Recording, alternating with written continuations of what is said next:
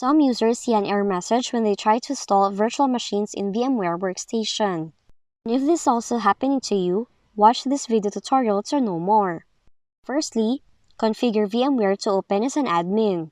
To do it, open the file location of your VMware, then right-click, select Properties, select Compatibility, click the checkbox for Run this program as an admin, select Apply to save the new administrator option for VMware. Then, select OK to close VMware's Properties window. Next, what you can try to do is edit the configuration file. Do it by opening File Explorer. Open this VMware directory in your File Explorer.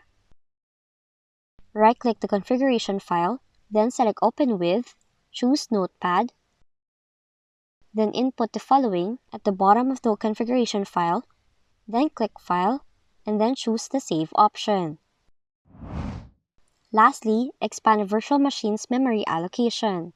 All you have to do is open your VMware software, right-click the virtual machine for which you need to fix the error, then select Settings.